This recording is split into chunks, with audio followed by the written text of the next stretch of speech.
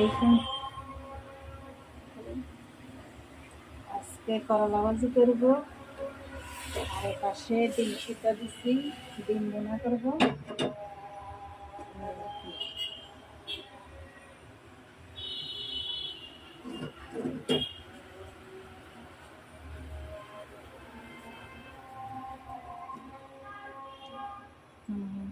তেল গরম দিলাম করলা ভাজির জন্য। পেঁয়াজ, কাঁচামরিচ, একটু সামান্য একটু টমেটো দিলাম,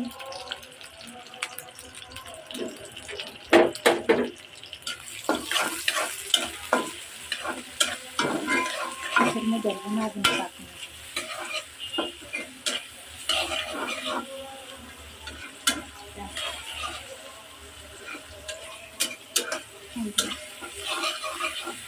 একটু ভাজা ভাজা হয়ে আসলে তারপরে একটু লবণ দিলাম, একটু লবণ দিলাম,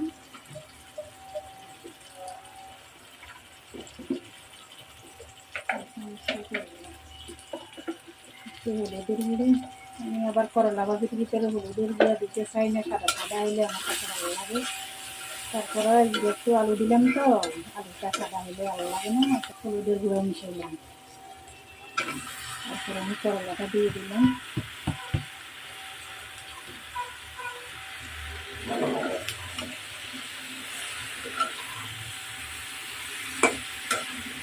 বন্ধ করে দিতে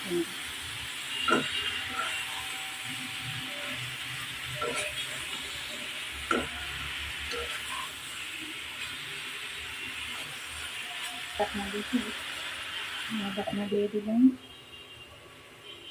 3 মিনিট করে আবার একটু নাড়াচাড়া করে দিলাম। নাড়াচাড়া করে দিলে কড়াইতে লেগে যাবে, নাড়াচাড়া করে দিলে কড়াইতে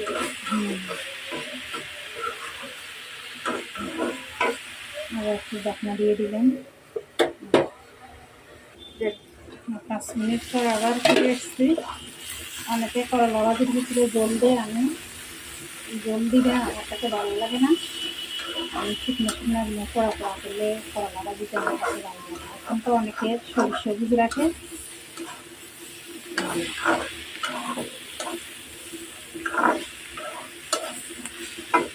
ওই পাশে আমার ডিমটাও হয়ে আসছে।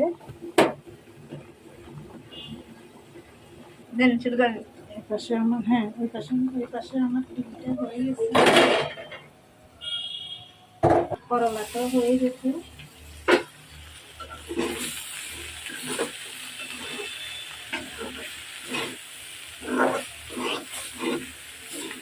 করলার ভিতরে পানি দিলে করলা ফুটিতে বেশি লাগে, কারণ পানি না দিলে একটু পোড়া পোড়া করলে টিকা কম লাগে।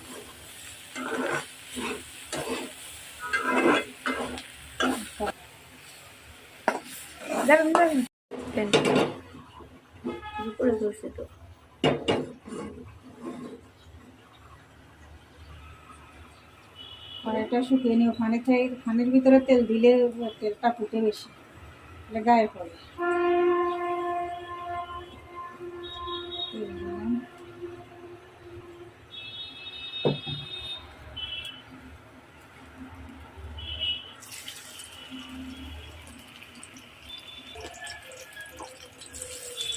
ডিম বোনার ভিতরে একটু বেশি দিলে ভালো লাগে। একটু নাড়াচাড়া করে নিই।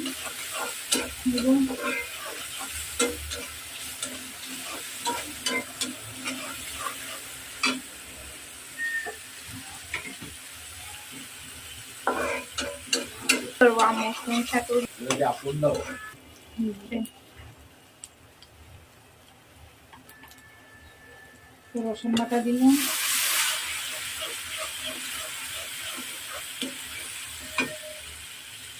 টমেটো দিলাম,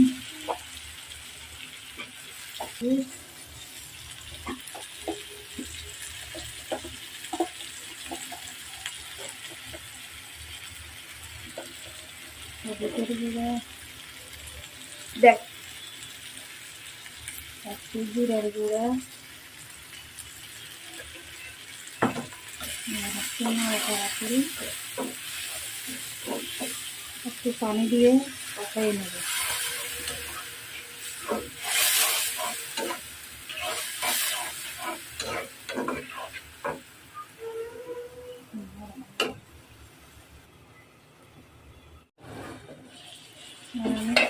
পেঁয়াজটা কষানো হয়ে গেছে, দেখুন উপরে তেলটা উঠে আসছে, টমেটোটা নরম হয়ে গেছে। এবার আমি ডিমটা এমনি আজকে ভাজি না করে এভাবে দিয়ে দিতেছি। আজকে ডিমের ঝোল হবে, আলু হবে, করলা ভাজি হবে। এই ডিম দিয়ে একটু নাড়াচাড়া করি, তারপর আমি একটু পরে জল দিব।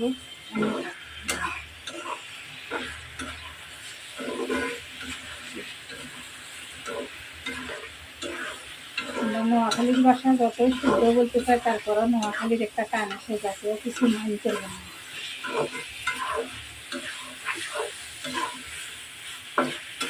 হ্যাঁ বাস দিছ, আমি এবারে জল দিয়ে দিব।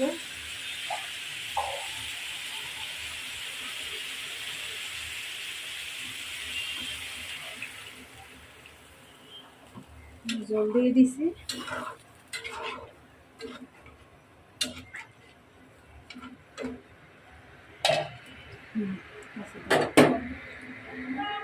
ঠান্ডা লাগবে না, এভাবে একটু জল জল নামানো কেমন পেঁয়াজটা 5 মিনিট পরে এসছি।